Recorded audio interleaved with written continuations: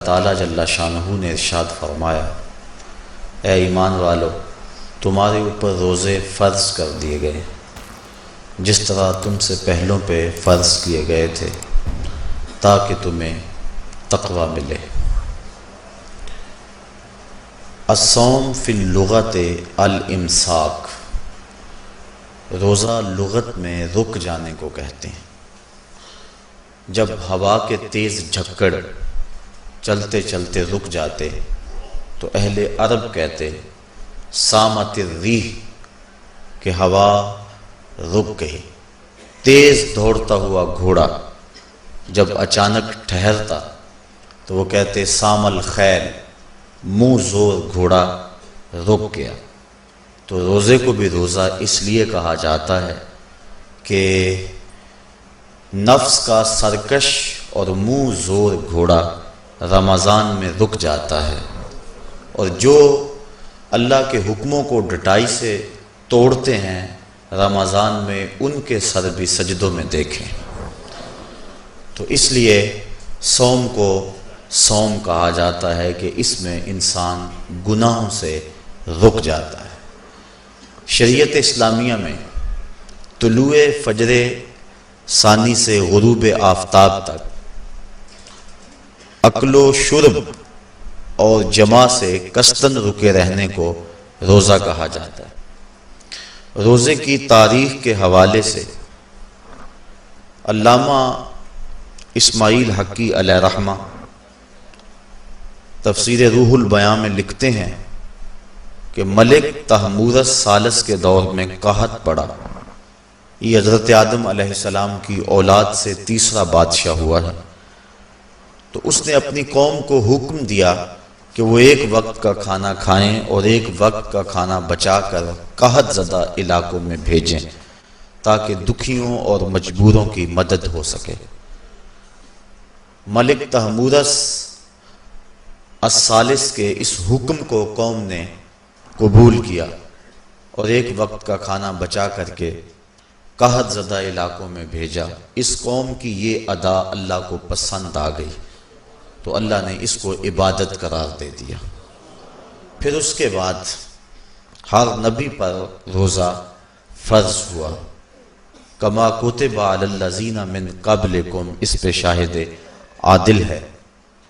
حضور علیہ السلام فرضیت روزہ سے قبل ایام 20 کے روزے رکھا کرتے تھے۔ ہر ماہ کی 13، 14 اور 15 تاریخ کو قمری تقویم کے حساب سے جو روزے رکھے جاتے ہیں ان کو ایام 20 کے روزے کہا جاتا ہے۔ لیکن اس کے بعد پھر عاشورہ کا روزہ حضور نے معمول بنایا، اور اس کو کسی صورت بھی حضور اور صحابہ ترک نہیں کرتے تھے۔ فصام رسول اللہ وامر بصیامہ، حضور نے خود بھی روزہ رکھا اور صحابہ کو بھی حکم دیا کہ یہ روزہ رکھیں۔ لیکن جب سن 2 ہجری کو واقعہ بدر سے ایک مہینہ قبل 17 شعبان المعظم کو جب روزہ فرض کیا گیا تو پھر حکم دے دیا گیا۔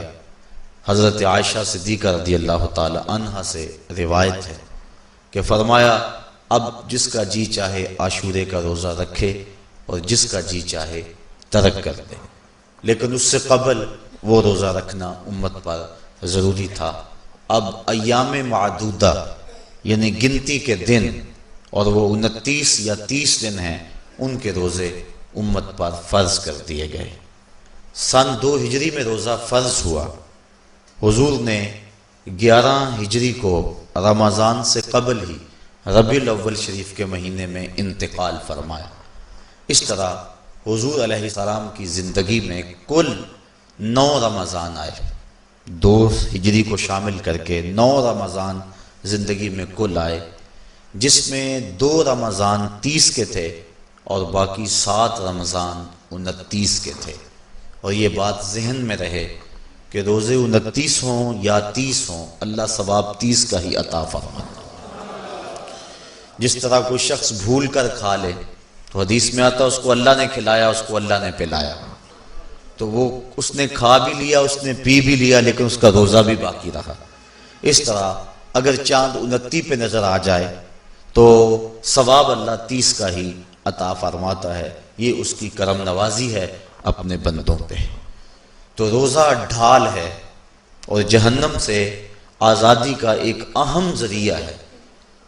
روزہ اللہ اور بندے کے مابین ایک راز ہے۔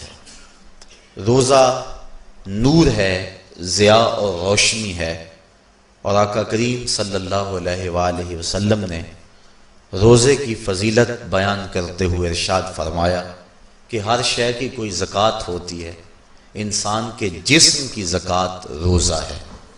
اگر روزہ رکھے گا تو جسم زکوٰۃ ادا کرے گا، جس طرح زکوٰۃ سے مال پاک ہوتا ہے، روزے سے جسم پاک ہو جاتا ہے۔ اور روزہ ویسے بھی انسان کے لیے شفا کا پیام ہے۔ فرمایا کہ سحری کھایا کرو، چونکہ سحری کے کھانے کے اندر بھی اللہ نے برکت رکھی ہوئی۔ تو یہ ماہ سیام اپنے دامن میں برکتیں لے کر، رحمتیں لے کر نازل ہوتا ہے۔ اس کا پہلا حصہ رحمت، درمیانی حصہ مغفرت، اور آخری حصہ جہنم سے آزادی کا مجدہ جاں فضا ہے۔ حدیث میں آتا ہے کہ اللہ نے میری امت کو رمضان المبارک کے روزے کے حوالے سے 5 چیزیں ایسی عطا کی ہیں جو اس سے قبل کسی امت کو نصیب نہیں ہوئی۔ ایک تو یہ کہ رمضان المبارک کے اندر روزہ رکھنے والے کے معدے سے جو بو نکلتی ہے، اللہ کو وہ مشک سے زیادہ محبوب ہے۔ دوسری بات کہ جب ماہ سیام آتا ہے تو شیاطین کو جکڑ دیا جاتا۔ تیسری بات کہ روزے دار جب تک روزے میں رہتا ہے، فرشتے اس کے لیے مغفرت کی دعائیں کرتے رہتے۔ اور چوتھی بات، جب ماہ سیام کی آخری رات آتی ہے تو اس کے سارے گناہوں کو بخش دیا جاتا اور اس کو جہنم سے آزادی کا پروانہ مل جاتا ہے۔ بلکہ ایک صحابی نے حضور سے عرض کی کہ آقا کریم، جو یہ جہنم سے آزادی کا پروانہ مومن کو ملتا ہے تو کیا یہ لیلۃ القدر کی رات ہے؟ تو آقا کریم نے فرمایا نہیں، جب مزدور اپنی مزدوری مکمل کرتا ہے، جب اس کی دہاڑی پوری ہو جاتی ہے تو پھر اس کو اس کا مالک کچھ دیتا ہے، تو یہ جو اس کو بخشش اور مغفرت کا مجدہ جاں فضا دیا جاتا ہے، یہ اس کی مزدوری ہے۔ اور فرمایا کہ جو لیلۃ القدر کی برکتیں اس کو حاصل ہوتی ہیں، یہ اس کے علاوہ ہیں۔ اور یہ اللہ تعالیٰ جل شانہ نے خاص کرم نوازی فرمائی بندہ مومن پر کہ اس کو یہ بابرکت رات عطا فرمائی۔ اور 5ویں فضیلت جو اس کو دی گئی روزہ دار کو، اور حضور سے قبل جو امتوں میں لوگ روزے رکھتے تھے، یہ فضیلتیں ان کو نہیں عطا کی گئی۔ جنت کو پورا ماہ مومن کے لیے آراستہ و پیراستہ کیا جاتا ہے۔ حضرت ابو ہریرہ رضی اللہ تعالی عنہ سے ایک روایت مروی ہے جس کو امام بخاری اور امام مسلم نے روایت کیا کہ آقا کریم علیہ السلام نے ارشاد فرمایا، قال اللہ عز وجل، اللہ جل شانہ ارشاد فرماتا ہے، کل عمل ابن آدم لہو، ابن آدم کا ہر عمل اسی کے لیے ہے، الا الصوم فإنہ لی، ہاں مگر روزہ ہے جو وہ میرے لیے رکھتا ہے، وأنا اجزی بہ، اور اس کی جزا میں اسے دوں گا، والصیام جنۃ، اور سیام روزہ ڈھال ہے، فإذا کان یوم صوم احدکم فلا یرفث ولا یصخب فإن صابہ احد او قاتلہ فلیقل انی صائم انی صائم والذی نفس محمد بیدہ لخلوف فم الصائم اطیب عند اللہ من ریح المسک للصائم فرحتان یفرحہما اذا افطر فرح بفطرہ واذا لقی ربہ فرح بصومہ۔ تو فرمایا کہ جب کوئی شخص روزہ رکھتا ہے تو اس کا یہ عمل اللہ کے لیے ہے اور اللہ تعالیٰ اس کی جزا دے گا۔ روزہ ڈھال ہے، جب کوئی شخص روزہ رکھے تو وہ اس کے اندر کوئی اللہ کی نافرمانی نہ کرے، یہاں تک کہ اگر اس کو کوئی شخص گالی بھی دے تو وہ یہ کہے کہ میرا روزہ ہے، میں صائم ہوں، میں نے روزہ رکھا ہوا ہے، یہ کہہ کے لڑنے والے کو، الجھنے والے کو ٹال دے۔ حضور نے ارشاد فرمایا مجھے قسم ہے اس رب کی جس کے قبضے میں محمد کی جان ہے کہ روزہ دار کے معدے سے جو بو نکلتی ہے اللہ کو وہ مسک یعنی کستوری کی خوشبو سے زیادہ محبوب ہے۔ اور روزہ دار کے لیے دو خوشیاں ہیں، ایک خوشی اس کو اس وقت ملتی ہے جب وہ روزہ افطار کرتا ہے، اور دوسری خوشی اس کو اس وقت ملتی ہے جب اس روزے کے صلے میں اسے اپنے رب کا دیدار نصیب ہوگا۔ یہ بات ذہن میں رکھیں کہ اس دنیا پر سب سے بڑی دولت جو حضرت انسان کو دی گئی ہے وہ دولت ایمان ہے، اور قیامت کے دن سب سے بڑی دولت جو اہل ایمان کو دی جائے گی وہ اللہ تعالیٰ کا دیدار ہوگا۔ جنت کے حور و قصور، جنت کے محلات، جنت کی اعلی نصب نعمتیں، دنیا کی کوئی دولت اور دنیا کی کوئی نعمت جنت کی کسی نعمت کا مقابلہ نہیں کر سکتی، لیکن جنت والے جنت میں جا کر جس نعمت کو سب سے بڑا سمجھیں گے، اور وہ ہوگی بھی حقیقت میں سب سے بڑی نعمت، ایسی نعمت کہ اس نعمت کے ملنے پہ باقی ساری نعمتوں کو بھول جائیں گے، وہ یہ ہے کہ رب اپنے رخ کرم سے پردہ ہٹا دے گا اور ان کو اپنا دیدار عطا فرما دے گا۔ تو یہ سب سے بڑی دولت جو مومن کو آخرت میں نصیب ہوگی یہ روزے کے صلے میں نصیب ہوگی، یہ روزے کا وہ ثمر ہے، یہ روزے کا وہ پھل ہے جو اللہ اہل ایمان کو قیامت کے دن عطا فرمائے گا۔ عاجزی بہی کا معنی ہے کہ اس کی میں جزا دوں گا۔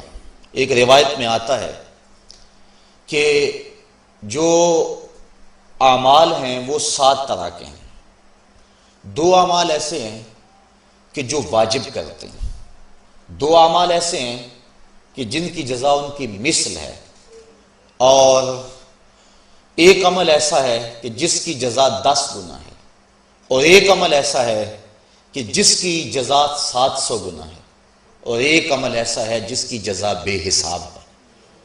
فرمایا کہ وہ 2 عمل جو واجب کرتے ہیں وہ یہ کہ اگر کسی شخص نے اللہ کی عبادت کی اور اس کے ساتھ کسی کو شریک نہ ٹھہرایا تو وہ جنت کو یہ اعمال واجب کر دیتے ہیں، یعنی اس کو جنت کا ملنا لازم ہے، ضروری ہے، واجب ہے اس کے لیے۔ اور دوسرا وہ شخص جس نے اپنے رب کے حکموں کو توڑا یہاں تک کہ اس کے ساتھ کسی کو شریک ٹھہرایا، اس کے اوپر جہنم واجب ہے۔ اور 2 وہ عمل جن کی جزا ان کی مثل ملے گی، ایک وہ گناہ جو اس نے کیا تو اس کی سزا اس کی مثل دی جائے گی، اور دوسری وہ نیکی جو اس نے کی نہیں ہے لیکن اس کا عزم کیا تھا تو اس کو بھی ایک نیکی کا ثواب دے دیا جائے۔ ایک عمل وہ ہے جس کے بدلے کے اندر 10 گنا اس کو اجر دیا جاتا ہے، اور فرمایا اس سے اس کے نیک اعمال مراد ہیں، اور فرمایا کہ جو اس کا چھٹا عمل ہے وہ ایسا ہے جس کے بدلے کے اندر اس کو 700 گنا اجر دیا جاتا ہے، اور وہ راہ خدا میں اس کا صدقہ کرنا ہے۔ اور فرمایا ایک عمل ایسا ہے جس کی جزا کا دنیا پر کوئی حساب ہی نہیں ہے، اور وہ بندے کا اللہ کے حضور اپنے روزے کے ساتھ پیش ہونا ہے۔ تو روزہ ایک ایسا عمل ہے کہ جس کی جزا کا کوئی حساب ہی نہیں ہے، تو یہ اللہ کے علم میں ہے کہ وہ اپنے بندے کو کتنی اس کی جزا اور کتنا اس کا صلہ عطا فرما دیتا ہے۔ تو یہ اجر ہے نیکی کا۔ اور آقا کریم علیہ السلام نے ارشاد فرمایا روزہ ڈھال ہے اور جہنم سے بچنے کا ایک مضبوط قلعہ ہے۔ روزے کے من جملہ ثمرات میں سے ایک ثمرہ مرتبہ احسان کا حاصل ہونا ہے۔ مرتبہ احسان کیا ہے؟ اس پہ حدیث جبریل میں آپ کے سامنے رکھنا چاہوں گا، جس کو امام بخاری نے اور دیگر ائمہ احادیث نے ذکر کیا ہے۔ مسجد نبوی کا ماحول تھا، مدینہ شریف کی فضائیں تھیں، صحابہ حضور کی صحبت میں جلوہ فراز تھے، نور بٹ رہا تھا، اجالے اتر رہے تھے، صحابہ کے من روشنی سے مالا مال تھے۔ کہ حضرت عمر فاروق رضی اللہ تعالی عنہ فرماتے ہیں کہ ایک شخص آیا جس کی گھنی سیاہ داڑھی تھی اور اس کا سفید لباس تھا. ہم میں سے اسے کوئی جانتا بھی نہیں تھا، لیکن اپنے وجود کی تر و تازگی کی وجہ سے وہ مسافر بھی دکھائی نہیں دیتا تھا. چونکہ مسافر ہوتا تو آثار سفر اس کے بدن سے ظاہر ہوتے، لگتا تھا جس طرح یہی کسی گلی سے نکل کے آیا ہے، لیکن چونکہ وہ وہاں کا رہنے والا نہیں تھا، ہم میں سے اسے کوئی پہچانتا بھی نہیں تھا. اب وہ حضور کی خدمت میں آیا، فَأَسْنَدَ رُكْبَتَيْهِ إِلَىٰ رُكْبَتَيْهِ، اور اپنے گھٹنوں کو جوڑ کر حضور کے گھٹنوں کے ساتھ ملا کر بیٹھ گیا اور حضور علیہ السلام سے عرض کرتا ہے کہ حضور مجھے خبر دیجئے کہ ایمان کیا ہے. حضور نے ارشاد فرمایا ایمان یہ ہے کہ تو اللہ پر ایمان لائے، اس کے رسول پر ایمان لائے، پچھلی کتابوں پہ ایمان لائے، اچھی بری تقدیر پہ ایمان لائے، فرشتوں پہ ایمان لائے. بتایا حضور نے تو اس نے کہا صدقتا، آپ نے سچ کہا. کہتے ہیں ہمیں بڑا تعجب ہوا کہ خود ہی سوال کرتا ہے اور خود ہی تائید کر دیتا ہے. پھر کہنے لگا اسلام کیا ہے؟ تو حضور علیہ السلام نے فرمایا اسلام یہ ہے کہ تو نماز پڑھے، روزہ رکھے، حج کرے، زکوٰۃ ادا کرے. اراکین اسلام اس کو بیان کیے. کہنے لگا آپ نے سچ کہا. کہتے ہیں ہمیں پھر تعجب ہوا کہ خود ہی ایک بات کہہ رہا ہے اور خود ہی پھر اس کی تصدیق کر رہا ہے. کہتے ہیں پھر وہ پوچھتا ہے مل احسان، حضور احسان کیا ہے؟ تو حضور علیہ السلام نے جواباً فرمایا ان تعبد ربک کأنک تراہ، احسان یہ ہے کہ تو اللہ کی عبادت اس طرح کرے کہ گویا تو اسے دیکھ رہا ہے. اور اگر یہ کیفیت تجھے نصیب نہیں ہوتی تو کم از کم یہ کیفیت نصیب ہو جائے کہ وہ تجھے دیکھ رہا ہے. تو وہ کہنے لگا ہاں آپ نے سچ کہا. پھر اس کے بعد اس نے قیامت کی کچھ نشانیوں کے بارے میں سوال کیا تو حضور علیہ السلام نے جواب مرحمت فرمائے. جب وہ شخص اٹھ کے چلا گیا تو حضور نے فرمایا عمر جانتے تھے یہ شخص کون ہے؟ کہا اللہ و رسولہ عالم، اللہ اس کا رسول خوب جانتا ہے. فرمایا ھذا جبریل، یہ جبریل امین تھا اور تمہیں تمہارا سکھانے کے لیے آیا تھا. جبریل نے جب امت کو دین سکھایا تو سب سے پہلے یہ بات سکھائی کہ حضور کی چوکھٹ میں بیٹھنے کا ادب کیا ہے. دونوں گھٹنے بچھا کر وہ اس طرح حضور کی چوکھٹ میں ادب کے ساتھ بیٹھا اور اس کے بعد حضور سے اس نے سوالات کیے. تو فرمایا یہ جبریل امین تھے جو تمہیں تمہارا دین سکھانے کے لیے آئے تھے. تو جبریل امین نے جو دین سکھایا، جو چیزیں پوچھی وہ 3 چیزیں تھیں. ایمان کیا ہے، اسلام کیا ہے اور احسان کیا ہے. تو احسان تیسری چیز ہے جس کو ہم اپنی زبان کے اندر تصوف کہتے ہیں، جس کو ہم طریقت کا نام دیتے ہیں. تو اس کو درجہ احسان یا مرتبہ احسان کہا جاتا ہے اور یہ دین کی روح ہے. جو لوگ طریقت کا انکار کرتے ہیں وہ دین کی روح کا انکار کرتے ہیں. تو حضور علیہ السلام نے جو طریقت بیان فرمائی وہ یہ تھی کہ اللہ کی عبادت تو اس طرح کرے کہ جس طرح تو اسے دیکھتا ہے. اگر یہ کیفیت مل جائے تو سبحان اللہ، لیکن اگر یہ کیفیت نہیں ملی تو کم از کم یہ کیفیت تو ملے کہ وہ مجھے دیکھ رہا ہے. اور اگر یہ کیفیت بھی مل جائے کہ وہ مجھے دیکھ رہا ہے تو بتائیے کہ پھر انسان کی زندگی میں کتنا سرور آ جائے گا کہ جب وہ نماز کے لیے کھڑا ہو تو اس تصور میں ڈوب جائے کہ میرا مالک تو مجھے دیکھ رہا ہے. تو پھر نماز کا کتنا سرور آ جائے گا اس کو. اور جب وہ کوئی اور نیک عمل کر رہا ہو تو اس تصور میں ڈوب جائے کہ میرا مالک میرے اوپر نگاہ لطف فرما رہا ہے، تو پھر اس کی کیفیت کا عالم کیا ہوگا. تو پہلی کیفیت کہ تو اسے دیکھ رہا ہے. حضرت علی المرتضیٰ رضی اللہ تعالی عنہ سے کسی نے پوچھا جس رب کی عبادت کرتے ہو کیا اس کو کبھی دیکھا بھی ہے؟ تو حضرت علی المرتضیٰ نے جواباً کہا لم اعبد ربا لم اراہ.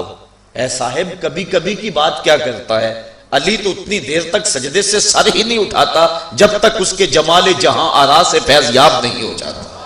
حضرت داتا گنج بخش علی حجویری علیہ رحمہ کشف الماجوب کے اندر ایک حدیث نقل کرتے ہیں کہ حضور علیہ السلام نے ارشاد فرمایا کہ فاقہ کشی اختیار کرو اور بھوک اور پیاس برداشت کرو.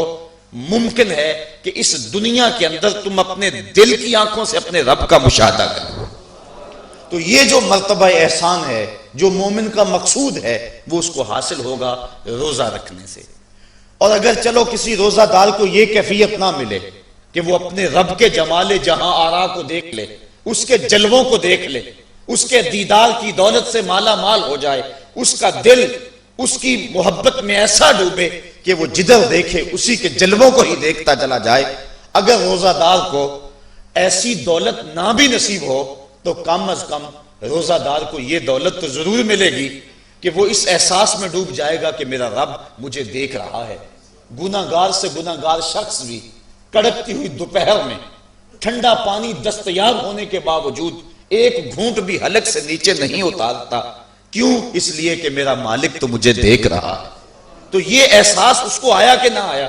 کاش کہ رمضان میں یہ نور جو ہم کو نصیب ہوتا ہے، یہ رمضان کا خاص نور ہے، مرتبہ احسان سے پھوٹتا ہوا یہ اجالا رمضان میں ایک گناہگار سے گناہگار شخص بھی حاصل کر لیتا ہے کہ وہ اس احساس میں ڈوب جاتا ہے کہ میرا مالک مجھے دیکھ رہا ہے۔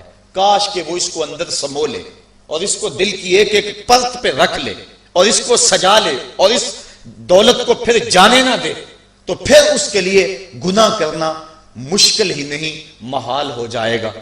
اس احساس سے پانی نہیں پیتا کہ میرا اللہ مجھے دیکھ رہا ہے، تو کیا مجھے یہ بتاؤ کہ جب وہ دکان پہ بیٹھ کے ڈنڈی مارتا ہے کہ اللہ اس وقت نہیں دیکھتا؟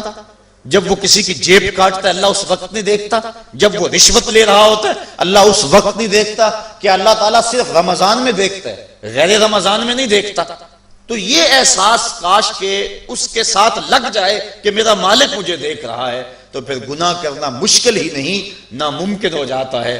ساتویں کوٹھڑی میں جب سارے دروازے بند کر کے بت کے اوپر موٹا کپڑا ڈال کے زلیخا بولی ہے تالک یوسف اب آ جاؤ نا، اب تو کوئی نہیں دیکھ رہا ہے، تو یہی احساس تھا جس نے روشنی دی۔ قال معاذ اللہ، کہا اللہ کی پناہ، تو اپنے معبود سے موٹی چادر ڈال کر چھپ گئی، لیکن میرا خدا تو ساتویں کوٹھڑی میں بھی دیکھ رہا ہے۔ پھر اتنی روشنی برسی، اتنے اجالے اترے کہ گناہ کیا، گناہ کا تصور بھی محال ہو گیا۔ تو یہ یقین، یہ اذعان کہ میرا مالک مجھ کو دیکھ رہا ہے، انسان کے لیے گناہ کو مشکل ہی نہیں ناممکن بنا دیتا ہے۔ اور میرے اور آپ کے آقا و مولا نے فرمایا سبعۃ یظلھم اللہ تعالی فی ظلہ یوم لا ظل الا ظلہ، امام عادل وشاب نشا فی عبادت اللہ ورجل قلبہ معلق بالمساجد ورجل دعته امرأة ذات منصب وجمال فقال انی اخاف اللہ ورجلان تحابا فی اللہ اجتمع علیہ وتفرقا الیہ ورجل تصدق بصدقۃ فاخفاها حتى لا تعلم شماله ما تنفق يمينه ورجل ذكر الله خاليا ففاضت عیناہ او کما قال۔ حضور ارشاد فرماتے ہیں کل قیامت کے دن جب کوئی سایہ نہیں ہوگا، 7 اشخاص ایسے ہیں اللہ تعالیٰ جنہیں اپنے عرش کا ٹھنڈا سایہ نصیب فرمائے گا۔ حدیث طویل ہے اور مجھے وقت کے گزرنے کا شدت سے احساس ہے، میں اپنا مقصود آپ کے سامنے رکھوں گا۔ چوتھا شخص وہ وَرَجُلٌ دَعَتْهُ امْرَأَةٌ ذَاتُ مَنْصَبٍ وَجَمَالٍ فَقَالَ إِنِّي أَخَافُ اللَّهَ۔ چوتھا وہ شخص جس کو کسی عورت نے دعوت گناہ دی، اور وہ عورت کوئی معمولی عورت نہیں تھی، ذات و منصب و جمال، ایک روایت میں ذات و حسب و جمال، یعنی منصب اور جمال کی مالکہ تھی، یا حسب و نسب اور جمال کی مالکہ تھی، اور اس نے نوجوان کو دعوت گناہ دی۔ اب قدموں میں حسن خود بخود بچھنے کے لیے بےتاب ہے، تو جب جذبات انگڑائیاں لے رہے ہوں، جوانی جوبن پہ ہو اور آرزویں مچل رہی ہوں اور حسن خود قدموں میں بچھنے کے لیے بےتاب ہو، تو پھر اپنی خواہشات کو لگام کون دے گا؟ لیکن اگر کسی نے اس وقت یہ کہہ کے اس کی پیشکش کو ٹھکرا دیا انی اخاف اللہ، میں تیری بات کیسے مانوں، مجھے رب سے بڑا ڈر لگتا ہے۔ حضور فرماتے ہیں جب کسی عورت نے اس کو دعوت گناہ دی یا کوئی مرد کسی عورت کو دعوت گناہ دینے لگا تو اس نے کہا انی اخاف اللہ، میں تیری بات نہیں مان سکتا کہ مجھے اللہ سے ڈر لگتا ہے۔ حضور فرماتے ہیں کل قیامت کے دن جب سورج سوا نیل پہ ہوگا اور زمین تانبے کی ہوگی، لوگ پسینے میں شرابور ہوں گے، اللہ پورے قہر و غضب اور جلال میں ہوگا، لوگ برہنہ اٹھائے جائیں گے، پسینے سے شرابور ہوں گے، ندامت ان کے چہرے پہ چڑھی ہوئی ہوگی، لیکن 7 اشخاص میں سے ایک شخص یہ ہے کہ قیامت کے دن جب کوئی سایہ نہیں ہوگا اللہ اسے اپنے عرش کا ٹھنڈا سایہ نصیب فرما دے گا، کہ جس نے برائی کو یہ کہہ کے ٹھکرا دیا کہ میرا رب مجھے دیکھ رہا ہے اور میں اس سے خوف کھاتا ہوں۔ امام یافعی نے روض الریاحین کے اندر یہ واقعہ لکھا ہے کہ ایک نوجوان کپڑے کی دکان پہ کام کرتا تھا، ایک عورت آئی، اس کا اس جوان پہ دل آ گیا، اس نے کپڑا ضرورت سے زیادہ خرید لیا اور مال کے دکان سے کہنے لگی جوان کو میرے ساتھ بھیج دو، میری گٹھڑی بھاری ہے، گھر چھوڑ آئے۔ مال کے دکان اس کی نیت سے آگاہ نہ ہو سکا، اس نے نوجوان کو ساتھ بھیج دیا۔ جب وہ اس کو گھر لے گئی، اندر داخل کر کے دروازہ بند کر لیا اور دعوت گناہ دینے لگی۔ اس نوجوان نے کہا انی اخاف اللہ، میں اللہ سے ڈرتا ہوں، لیکن وہ ڈرتا تھا، وہ تو نہیں ڈرتی تھی۔ اس نے ہر قسم کا ڈورا پھینکا، ہر جتن کیا، ہر ہیلا آزمایا، لیکن وہ نوجوان قابو نہ چڑھا، چونکہ وہ صرف حسین ہی نہیں اللہ کا ولی بھی تھا، صرف اس کا چہرہ ہی روشن نہیں تھا، اس کے من میں بھی اجالے تھے، اور اس نے بڑی کوشش کی لیکن نور کو رسیوں میں جکڑا تو نہیں جا سکتا۔ خیر اس نوجوان کے دل میں آیا کہ یہ شیطان کا خطرناک روپ ہے، کہیں ایسا نہ ہو کہ میں اس کے پنجے میں پھنس جاؤں۔ اس نے ایک بہانہ کیا اور باتھ روم میں چلا گیا، جو پخانہ کیا اس کو اپنے بدن پہ مل لیا اور اسی حالت میں باہر آ گیا۔ جب اس عورت نے دیکھا اس کا نشہ حرن ہو گیا، دروازہ کھول دیا، اس نے کہا یہ تو کوئی مجنون ہے، یہ تو کوئی پاگل ہے۔ اس نے دل ہی دل میں اللہ کا شکر ادا کیا کہ میرا بدن گندا ہو گیا، میرا من تو ستھرا رہا۔ کائنات کا سب سے حسین چہرہ وہ ہے جو جنسی کالک سے محفوظ ہو۔ تو وہ باہر گیا اور باہر ایک چشمہ ابل رہا تھا، وہاں جا کے اس نے غسل کیا۔ امام یافعی لکھتے ہیں جب تک وہ زندہ رہا اس کے جسم سے مشک و عنبر کی خوشبو آیا کرتی تھی، اور جب وہ مر گیا لوگوں نے اس کو دفن کر دیا، یہ خوشبو اس کی قبر کی مٹی سے بھی آیا کرتی تھی۔ تو جو اللہ سے ڈرا کہ میرا مالک مجھے دیکھ رہا ہے تو اللہ تعالیٰ اس کی کیسی ناز برداریاں فرماتا ہے، اس کے اوپر کتنے کرم اس کے اترتے ہیں۔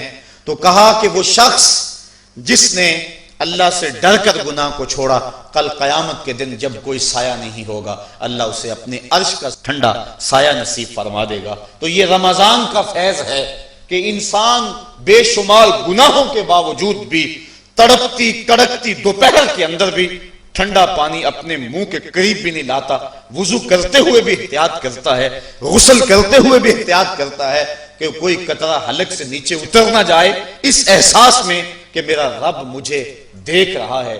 یار روزے کا اور کیا ثمرہ چاہیے کہ وہ جو دولت صوفیاء نے زندگیاں کھپا دی، جس دولت کو حاصل کرنے کے لیے، مرتبہ احسان کو پانے کے لیے روزے دار نے سحری کھائی، ابھی جو ہے وہ سحری کا وقت ختم ہوا تھا کہ یہ احساس اس کے ساتھ لگ گیا، اور وہ تنہائی کے اندر بھی اللہ سے ڈرتا ہے اور کھانے پینے سے باز رہتا ہے، اس تصور کے ساتھ کہ میرا مالک مجھے دیکھ رہا ہے۔ روزے کا ایک ثمر اور ایک پھل یہ ہے کہ بندے کو تقوی کا نور نصیب ہوتا ہے، اور اللہ تعالیٰ نے یہاں قرآن مجید کے اندر جہاں روزے کی فرضیت کا ارشاد فرمایا، وہاں ساتھ یہ بات فرمائی کہ اس لیے تمہارے اوپر روزہ فرض کیا گیا ہے تاکہ تم متقی بن جاؤ۔ یہ مقصد روزہ ہے، اللہ یہ چاہتا ہے، ورنہ اس کو کیا ضرورت ہے کہ بندے کو بھوکا اور پیاسا رکھے، وہ تو چاہتا ہے کہ یہ برائیوں سے باز آ جائے۔ بلکہ بخاری شریف کی حدیث ہے، حضور علیہ السلام نے ارشاد فرمایا من لم یدا قول الزور والعمل به فلیس للہ حاجۃ فی ان یدع طعامہ وشرابہ، جو شخص جھوٹ اور جھوٹے کام نہیں چھوڑتا اللہ کو اس کے بھوکا اور پیاسا رہنے کی کوئی ضرورت نہیں ہے۔ اللہ نہیں چاہتا کہ وہ بھوک اور پیاس کی مشقت گوارا کرے، اس کا تو مقصود یہ ہے کہ اس کے دل کے اندر اس کی خشیت پیدا ہو جائے، اسی لیے اس نے روزہ ہمارے اوپر فرض کیا ہے، ورنہ وہ کیسے چاہتا ہے کہ میرا بندہ بھوکا رہے؟ ایک ماں نہیں چاہتی کہ میرا بیٹا بھوکا رہے، اور جو 70 ماؤں سے زیادہ پیار کرتا ہے اس نے کیسے چاہ لیا کہ میرا بندہ بھوکا رہے؟ ماں کے پیار کو دنیا کے کسی ترازو پہ نہیں تولا جا سکتا، اور جو مالک ہے، ماں کو اتنا پیار بیٹے سے کس لیے ہے؟ اس لیے کہ اس نے بیٹے کو جنم دیا، جس نے جنم دیا اس کو اتنا پیار ہے تو جس نے تخلیق کیا اس کو کتنا پیار ہوگا؟ تو ماں نہیں چاہتی میرا بیٹا بھوکا رہے تو مالک نے کیسے چاہ لیا؟ چلو آؤ پھر ماں کی گود میں آ جائے۔ ماں بیٹے کی آنکھ میں ایک آنسو بھی گوارا نہیں کرتی تھی، بیٹا ہو گیا بیمار، ماں لے گی ڈاکٹر کے پاس، اس نے جو دوا تجویز کی وہ کڑوی تھی، ماں نے زبردستی لٹا لیا، بیٹا پیتا نہیں، ماں نے منہ کھولا اور کڑوے سیرپ کے قطرے اس کے حلق میں ٹپکا رہی ہے، بچہ چیختا ہے، لیکن جوں وہ سیرپ کے قطرے حلق سے نیچے اترتے چلے جاتے ہیں، ماں کو قرار آتا جاتا ہے، اس کو طمانینت ملتی جاتی ہے۔ ماں کیا صفاق ہو گئی؟ نہیں۔ اس کا پیار چھن گیا؟ نہیں۔ اس کی ممتا رخصت ہو گئی؟ نہیں۔ وہ تو بیٹے کی آنکھ میں ایک آنسو بھی گوارا نہیں کرتی تھی، اور اب تڑپتا ہوا بیٹا، لیکن ماں کے چہرے پہ طمانینت کا نور ہے۔ اصل بات یہ ہے کہ ماں جانتی ہے، بیٹا نہیں جانتا۔ ماں جانتی ہے چند لمحوں کی تکلیف ہے، نتیجہ شفا کی صورت میں برآمد ہوگا۔ اس لیے ماں کی نظر اس تڑپنے پہ نہیں ہے، ماں کی نظر اس نتیجے پہ ہے۔ مالک جو 70 ماؤں سے زیادہ پیار کرتا ہے، وہ بھی نہیں چاہتا کہ میرا بندہ بھوکا اور پیاسا رہے، لیکن مالک کہتا ہے اس کے باوجود تو بھوکا اور پیاسا رہے گا، کیوں؟ لعلکم تتقون، میرے بندے تجھے تقوی کی بہاریں نصیب ہوں گے، تیرے من کو روشنی اور تیرے من کو اجالا نصیب ہو جائے گا۔ تو یہ تقوی نصیب ہوتا ہے روزے سے۔ چونکہ یہ بات ذہن میں رکھیں، ہمارے 2 دشمن ہیں جو ہمیں نیکی کے راستے سے روک رہے ہیں۔ بات لمبی ہو رہی ہے، اختصار کر رہا ہوں۔ ہمارے 2 دشمن ہیں جو ہر وقت ہمارے ساتھ لگے ہوئے، ایک شیطان اور دوسرا نفس۔ جو شیطان ہے وہ بڑا دشمن ہے یا نفس بڑا دشمن ہے؟ تو آپ اس بات پہ کسی دلیل کی ضرورت نہیں، آپ سب کہہ رہے ہیں کہ نفس۔ اور سادی سی بات ہے کہ شیطان آدمی کو بہکاتا ہے، لیکن شیطان جب خود بہکا، اس نے انکار سجدہ کیا، اس وقت کوئی دوسرا شیطان تو تھا نہیں۔ تو شیطان کو شیطان بنانے والا نفس ہے، تو یہ نفس شیطان سے بھی بڑا دشمن ہے۔ اکیلی جان 2 دشمنوں کے نرغے میں، لیکن جب ماہ سیام آیا، سلسلۃ الشیاطین، حدیث میں آتا ہے شیاطین جکڑ دیے گئے۔ 2 دشمنوں میں ایک دشمن ہمارے جکڑ دیے گئے، اب ایک دشمن ہمارا باقی ہے، نفس۔ اب نفس کا مقابلہ کر لیں گے تو شیطان چھٹ کر ہمارا کچھ نہیں کر سکے گا، لیکن اگر ہم نے اس موسم کے اندر اپنے نفس کا مقابلہ نہ کیا تو پھر ہم جو ہے وہ اس نفس کی شامت سے شیطان کے ہتھے بھی چڑھ جائیں گے۔ اب نفس کی تربیت کیسے کریں؟ اس کی تربیت بھی روزے سے ہوتی ہے۔ آپ کہیں گے وہ کیسے؟ تو شیخ فرید الدین عطار کا قول سناتا ہوں۔ شیخ فرید الدین عطار کون شخص ہے؟ کسی معمولی شخص کا نام شیخ فرید الدین عطار نہیں ہے۔ علامہ اقبال کے روحانی پیشوا، جن کو وہ مرشد رومی کہتے ہیں اور اپنے آپ کو مرید ہندی کہتے ہیں۔ اور یہ بات ذہن میں رکھیں کہ اقبال نے رومی کو ویسے پیر نہیں مان لیا، بڑا چن کے پیر تلاش کیا اقبال نے، بلکہ جب پیر 2 ہوں اور دونوں ہی بڑے قابل ہوں اور مرید کے لیے مصیبت بن جائے کہ ادھر جاؤں کدھر جاؤں، امتحان تو اس وقت ہوتا ہے۔ اب اقبال کے لیے جو ہے وہ 2 چیزیں تھیں، ایک راضی اور ایک رومی۔ اقبال کہتا تھا میں رومی کو پیر مانوں یا راضی کو پیر مانوں، چونکہ راضی استدلال کا شہنشاہ ہے اور اقبال فلسفے کا امام ہے۔ فلسفی کا مزاج یہی چاہتا ہے کہ جو استدلال کا بادشاہ ہو اس کو اپنا شیخ مانا جائے، لیکن جو رومی ہے وہ دل کا شہنشاہ ہے۔ اقبال شاعر ہے اور اقبال کا مزاج تھا کہ جو میرے دل کا بھی امام ہو وہی میرا شیخ ہو اور وہی میری رہبری کرے۔ تو اقبال جو ہے وہ الجھا رہا اس معاملے میں، کیا کروں؟ وہ خود کہتا ہے اسی کشمکش میں گزری میری زندگی کی راتیں، کبھی سوز و ساز رومی، کبھی پیچ و تاب راضی۔